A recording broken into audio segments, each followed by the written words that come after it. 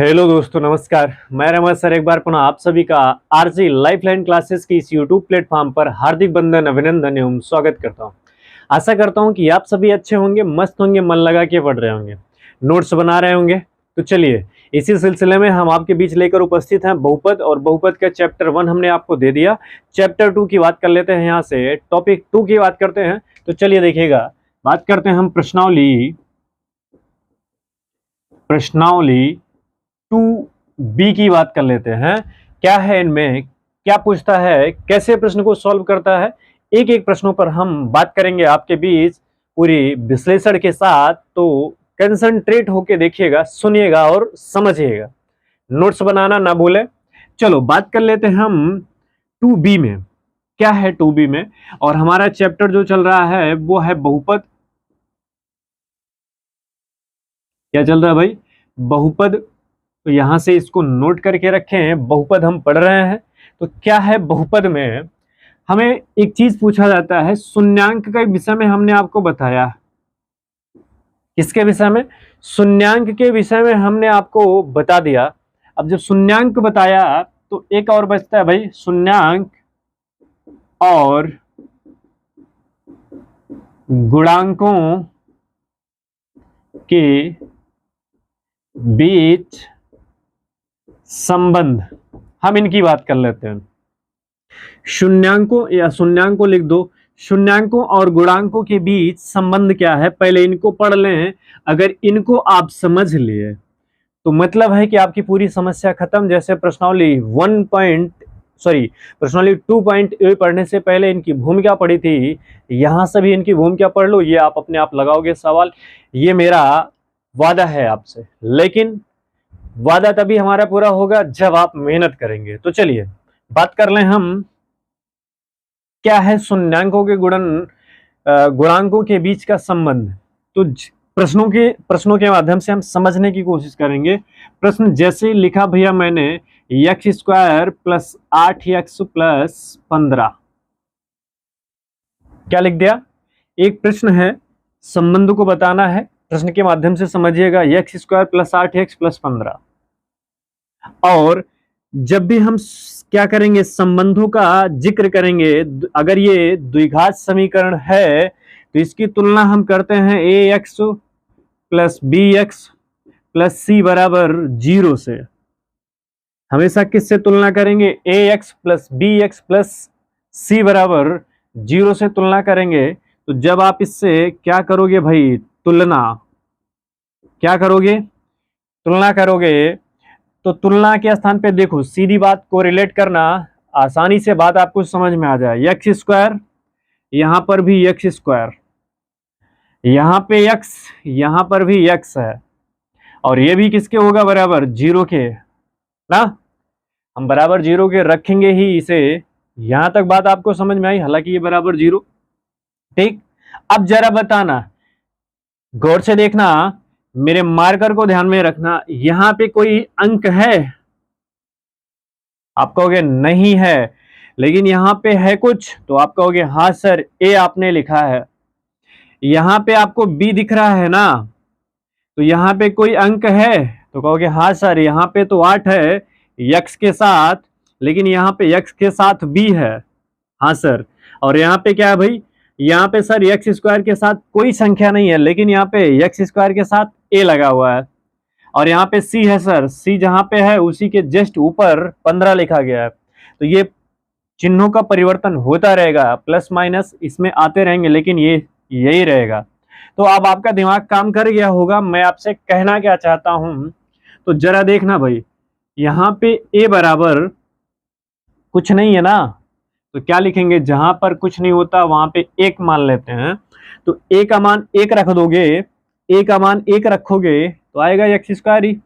अब b बराबर देखो, b x का गुणांक है, x के साथ गुणा कर रहा है, तो 8 x के साथ गुणा कर रहा है। b बराबर कितना हो जाएगा? 8। और c बराबर कितना हो जाएगा? 15। अब रख के देखो ना, c के स्थान पे 15 रख दो, b के स्थान पे 8 रख दो, और a के स्थान पे 1 रख दो। ये समीकरण बन जाएगा कि नहीं? चलो देखो, हम बना भी देते हैं इस समीकरण को ताकि आप समझ लो। हमने c के स्थान पे 15 रख दिया, चलो भाई मैंने कर दिया प्लस, हालांकि यहाँ पे जो चिन्ह रहेगा वही ना। अच्छा ये माइनस में होता है तो हम यहाँ माइनस में लिखते हैं, वो भी चर्चा करते हैं। और x के स्थान पे तो x रहने ही दीजिए आप, b के स्थान पे 8 रख दीजिए, फिर प्लस कर दीजिए। x स्क्वायर के स्थान पे तो x स्क्वायर रहने दीजिए आप। a के स्थान पे क्या करेंगे, अगर आप 1 रखेंगे तो 1 का गुणा x में करें, x स्क्वायर में करेंगे तो आएगा x स्क्वायर ही ना। तो यहाँ से तुलना को आपने समझ लिया, तो आगे बात करें। चलो अगर हम आगे बात करें, यहां से ये इतने समीकरण को मतलब आपने समझ लिया, कहने का मतलब क्या है, तो आपको मूल भाव समझ में आ गया होगा सर ए क्या है, बी क्या है और सी क्या है। समझ लिया यहां तक? यहां तक अगर आपने समझ लिया तो चलो भाई बात करते हैं हम शून्यांकों का गुणनफल। एक फार्मूला बनता है, पहले योगफल की बात कर लें। शून्यांकों का योगफल और एक फार्मूला बनता है शून्यांकों का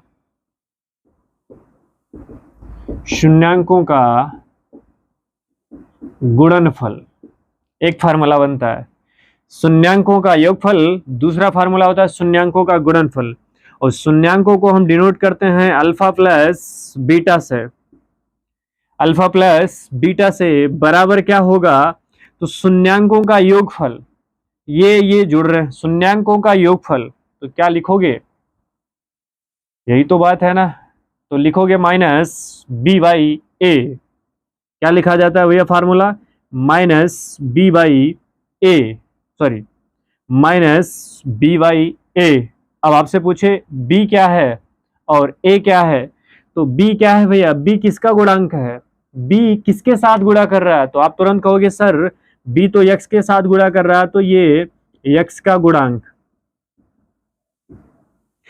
बी किसके साथ गुणा कर रहा है, यक्स के साथ कर रहा है, तो आप क्या कहोगे सर क्या है, बी यक्स का गुणांक है और बटे में क्या लिखा जाएगा, ए क्या है, तो कहोगे सर ए जो है वो एक्स स्क्वायर का गुणांक है। ए किसके साथ गुणा कर रहा है, तो एक्स स्क्वायर के साथ, तो यहाँ पे लिखोगे एक्स स्क्वायर का गुणांक। तो अब आपको कंफ्यूजन बिल्कुल नहीं होना चाहिए, माइनस बी क्या है और ए क्या है। तो अब आप तो देखकर बता ही सकते हैं, कहने का मतलब बी किसके साथ गुणा कर रहा है, वही उसका गुणांक है। तो बी एक्स के साथ गुणा कर रहा है तो एक्स का गुणांक लिखो आप। ए किसके साथ गुणा कर रहा है, ए स्क्वायर का गुणांक है, ये क्या है, एक्स स्क्वायर का गुणांक है। हालांकि आप अपने प्रश्नों में बस इतना ही लिखकर छोड़ देना, लिखना भैया क्या, अल्फा प्लस बीटा बराबर माइनस बी बाई ए।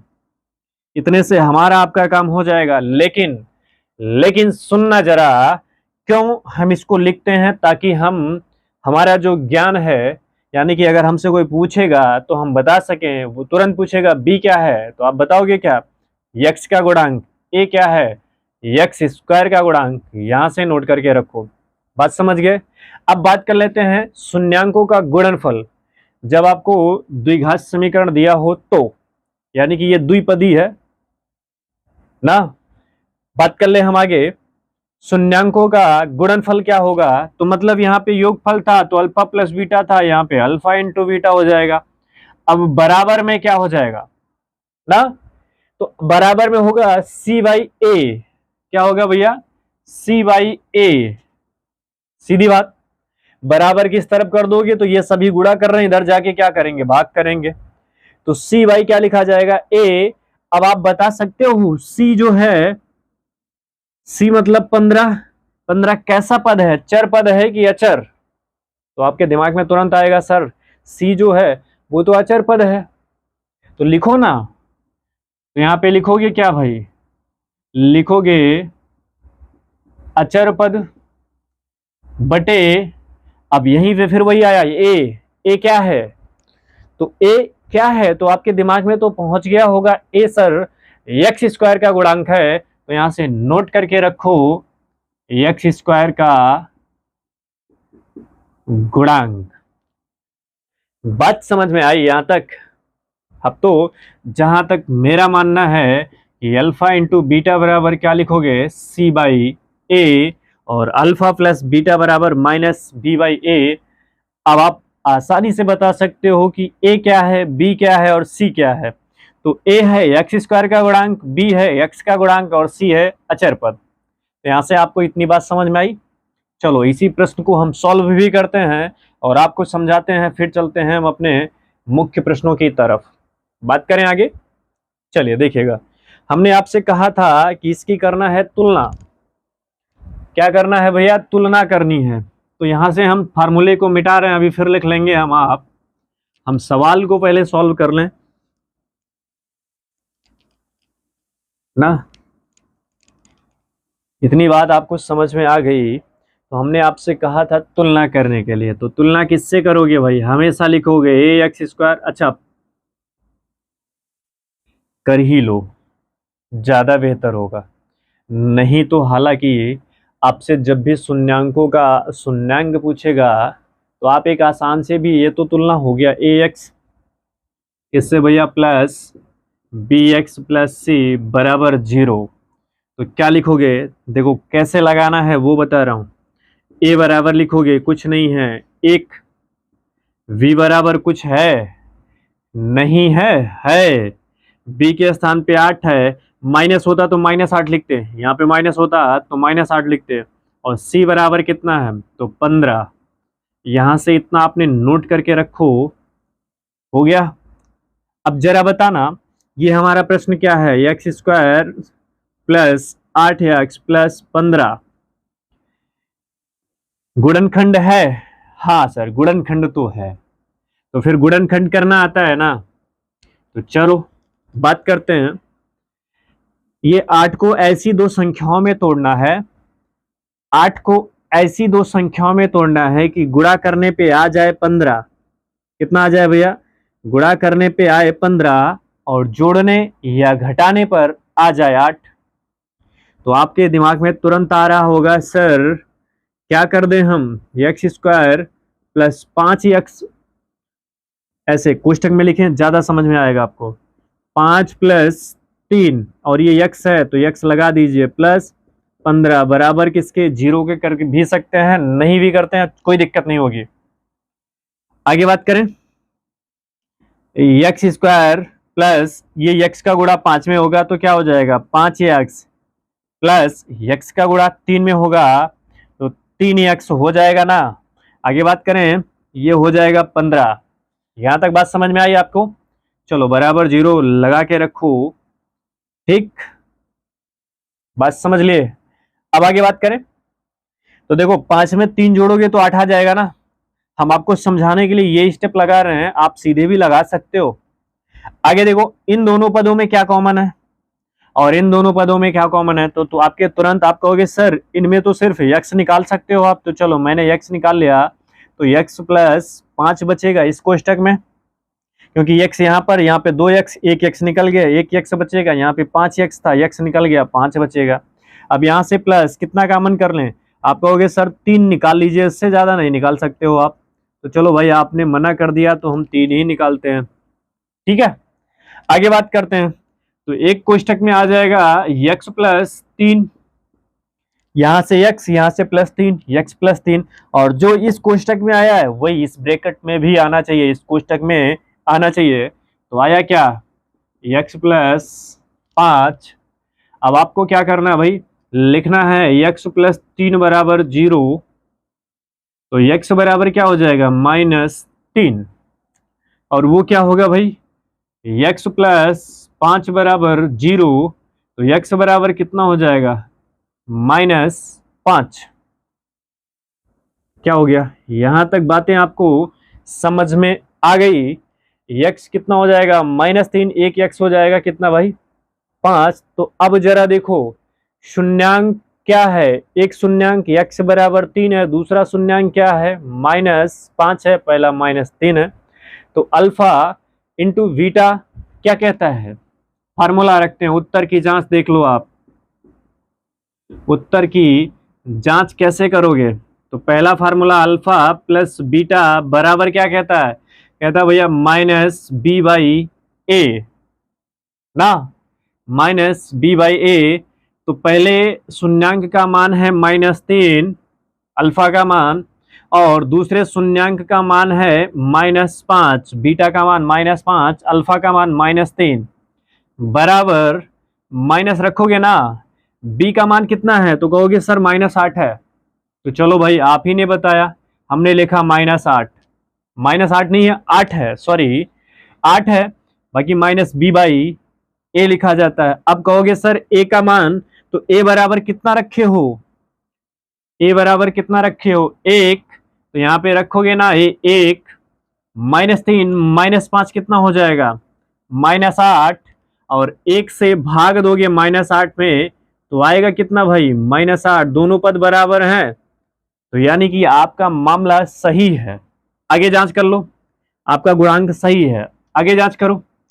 आगे कहता है अल्फा इंटू बीटा बराबर c/a ना, तो अल्फा का मान कितना है -3 गुणे बीटा का मान -5, पहला शून्यांक अल्फा दूसरा शून्यांक बीटा, पहला शून्यांक अल्फा दूसरा शून्यांक है बीटा, और बराबर c/a। तो c क्या है, तो कहोगे सर आपने तो तुलना करके हमको बता दिया है, c का मान कितना है 15, तो रखो ना 15 माइनस a का मान क्या है, तो कहोगे सर सॉरी 15 माइनस में नहीं 15, कहोगे सर a का मान तो 1 है, तो ठीक है रखो ना, क्यों सोच रहे हो इतनी देर से। -3 गुणे -5 तो कितना हो जाएगा 5×3 15, माइनस माइनस होता है प्लस, बराबर 1 से भाग दोगे तो आएगा 15। तो देखो ना, जो आप सोच रहे थे वही हुआ, जो आप कल्पना कर रहे थे वही हुआ, यानी कि आपका पहला शून्यांक अल्फा प्लस बीटा भी बराबर है और अल्फा इंटू बीटा भी बराबर है। तो आशा है आपको ऐसे ही लगाना है, उम्मीद है कि आपको यह समझ में आया होगा। ये तो हमने पहले फार्मूले की बात कर ली। अच्छा अभी पहले फार्मूले को ही समझो, ज्यादा बेहतर है ना। अब चले हम अपने प्रश्न की तरफ। ये तो बस एक उदाहरण, एक नमूना पेश किया था मैंने आपके सामने। अब आते हैं हम अपने मुख्य प्रश्न की तरफ, ताकि आप समझ सको तो लगा सको। चलिए चलिए भैया आगे बात करें हम अपने प्रश्नावली 2B का पहला प्रश्न जो हमारा है, कह रहा भाई शून्यांक ज्ञात कीजिए और उत्तर की सत्यता की जांच कीजिए कि क्या इनके शून्यांकों का संबंध सही है। तो हमने अभी आपको जो बताया, जो नियम बताया, उसी नियम पे सभी प्रश्न लगेंगे। तो चलिए हम पहले प्रश्न की बात कर लेते हैं। जो हमारा पहला प्रश्न है भैया वो है x² - 2x - 8 है ना। तो हम तुलना किससे करेंगे, तो ax² plus bx plus c बराबर 0 से करनी है हमको तुलना। तो करो ना, a बराबर a के स्थान पे कुछ है नहीं है, तो लिखोगे क्या 1, v के स्थान पे है, हाँ सर v के स्थान पे है, तो लिखोगे b बराबर क्या -2, और c के स्थान पे क्या है 8 है, तो माइनस में है तो लिखो ना c बराबर -8। तो यहां से नोट करके रखो a बराबर 1, b बराबर -2 और c बराबर कितना है 8 है। मुख्य प्रश्न है x² 2x - 8। ऐसी दो संख्या ढूंढो गुणा करने पे आ जाए 8 और जोड़ने घटाने पे आए 2। तो 4 दूनी 8, 4 में 2 घटा दोगे तो आ जाएगा 2, और 4 का गुणा 2 में कर दोगे तो 8 आ जाएगा। तो यहां से नोट करो ना, लिखोगे क्या भाई 4, या फिर ऐसे लिखो बड़ी में से छोटी घटाना है और बड़ी का चिन्ह लाना है, तो 2 - 4 करो और x - 8 करो यहां पे ना। हो गड़बड़ हो जाएगा, गड़बड़ होगा कि नहीं, क्योंकि जब आप इस माइनस का गुणा इसमें करोगे ना तो ये प्लस में हो जाएगा। तो इसलिए सीधे लिखो इसे। कैसे लिखोगे, सीधे ही लिखो गुणनखंड इसका, x² माइनस क्या करोगे 4 - 2, और यहां पे लगाओ x - 8 तो एक्स स्क्वायर माइनस ये कितना हो जाएगा 4, और यहाँ से एक्स आ जाएगा ना, और माइनस ये, और ये माइनस क्या हो जाएगा प्लस, और ये 2 का गुणा एक्स में होगा तो क्या हो जाएगा भाई 2x, और माइनस कितना 8, यहां से नोट करके रखो। अब इन दोनों पदों में तो कुछ कॉमन है, क्योंकि 4 में से 2 निकाल दोगे तो बड़ी में से छोटी घटाते हैं, बड़ी का चिन्ह लगाते हैं, ये नोट करके रखना। तो कहोगे सर x ही निकलेगा, तो x माइनस एक कोष्टक में 4 तो बचेगा ना, और यहां से कितना निकालोगे, तो कहोगे सर यहां से तो आप निकाल सकते हो प्लस का 2, क्या निकालोगे प्लस का 2, ठीक है, प्लस का 2 निकाला तो x माइनस क्या बचेगा 4। तो एक कोष्टक में आया क्या x माइनस एक्स प्लस 2, और अगले कोष्टक में x माइनस 4, x और ये प्लस 2, एक कोष्टक में, अगले कोष्टक में x माइनस 4 आया। तो नोट करो ना, x प्लस 2 बराबर 0, x बराबर क्या हो जाएगा -2, यहां से x माइनस 4 बराबर 0, तो x बराबर क्या हो जाएगा 4, यानी अल्फा का मान कितना आया -2 पहला शून्यांक, और बीटा का मान कितना आ गया 4। सत्यता की जांच करो 4, तो जांच करो ना इनकी, डॉक्टर साहब से बोलो जांच लिखे इनकी। तो जांच लिखे क्या भाई, कह रहे पहले शून्यांकों का योगफल चाहिए अल्फा प्लस बीटा बराबर क्या होता -b/a। तो अल्फा का मान कितना निकाले हो -2 प्लस कितना 4 बराबर, थोड़ा सा नीचे लिखें बराबर, ये -2 प्लस 4 बराबर माइनस, देखो b का मान कितना है, तो कहोगे सर -2 में है b, और यहाँ पे माइनस है, तो ये हो क्या जाएगा, तो हो जाएगा प्लस में, यानी कि माइनस है -2/1। बड़ी में से छोटी घटाओगे, बड़ी का चिन्ह लगाओगे तो आएगा 2, और यहाँ से माइनस माइनस प्लस हो जाएगा, और 1 का भाग करोगे तो आ ही जाएगा 2। तो यहाँ से अल्फा प्लस बीटा का मान शून्यांकों का योग बराबर है। चलो अल्फा इंटू बीटा देख लेते हैं, अल्फा इंटू बीटा क्या होता है, तो c/a। तो अल्फा का मान कितना है, तो -2 गुणे बीटा का मान कितना है 4। तो c का मान कितना है भाई, कितना निकाला है आपने c का मान, तो c का मान -8, तो नोट करो ना -8/1। तो ये हो जाएगा 4 दूनी 8, -8 बराबर -8। तो यहाँ से नोट करके रखो, उत्तर का जांच सही है, शून्यांकों का योगफल बराबर भी है, शून्यांकों का गुणनफल भी आपस में बराबर है। तो आशा है यहां तक आप समझ लिए होंगे। आगे बात करें क्वेश्चन नंबर 2 की ना, तो मिटाते हैं हम इसको, शॉर्ट स्क्रीन आप ले सकते हैं। चैनल पे अगर आप नए हो तो बेल आइकन को प्रेस कर लें, चैनल को सब्सक्राइब कर लें, और टेलीग्राम चैनल जरूर ज्वाइन करें, क्योंकि टेलीग्राम चैनल से ही हम आपके बीच प्रश्नों की श्रृंखलाएं भेज सकेंगे, ताकि आप अपने सफलता की जांच कर सकते हैं, और आप अपने आप को आप माप सकते हैं, ठीक। और प्लेलिस्ट में सभी वीडियोस पड़े हैं, इसके पहले की प्रश्नावली के भी ना, इसके पहले की प्रश्नावली सभी वीडियोज आपको वहां पे मिलेंगे, विज्ञान भी मिलेगा, सभी विषय मिलेंगे। तो चलिए हम बात कर लेते हैं दूसरे प्रश्न की। तो 4s² माइनस 4s प्लस 1, ये यस है भाई, 5 नहीं है, थोड़ा सा ध्यान में रखिएगा। बात करेंगे हम, लिखेंगे यही ax² plus bx plus c बराबर 0 से तुलना करने पर। अच्छा उन दोनों उन प्रश्नों में नहीं लिखा था, लिख लीजिएगा, सॉरी। तो a बराबर कितना 4, b बराबर कितना -4, और c बराबर कितना तो 1, यहां से नोट करके रखो, ठीक। मुख्य प्रश्न क्या है, तो 4s² माइनस 4s प्लस 1, ऐसी संख्या लो गुणा करने पे 4 आए और जोड़ने घटाने पे भी 4 आ जाए, तो 2 दूनी 4, 2 में 2 जोड़ोगे तो 4 आ जाएगा, और 2 में से 2 घटा दोगे भी 4 आ जाएगा। तो बात समझ गए, तो लिखो ना 4s² minus 2s minus 2s minus 2s, क्योंकि 2 में 2 जोड़ोगे तो 4 हो जाएगा, माइनस माइनस जुड़ता है, माइनस का चिन्ह लगता है, प्लस 1। इन दोनों पदों में क्या कॉमन है? तो कहोगे सर इन दोनों पदों में आप निकाल सकते हो 2s, तो हमने निकाला 2s, तो यहाँ पे बचेगा क्या? 2s बचेगा और माइनस 1 बचेगा यहां से। आगे बात करें तो इनमें क्या कॉमन है? तो आप कहोगे सर -1 कॉमन कर सकते हैं बस, आप और कुछ नहीं कॉमन कर सकते हैं। तो ठीक है, -1 कॉमन करने पे यहाँ पे क्या बचेगा? बचेगा 2s और -1 बचेगा। क्यों?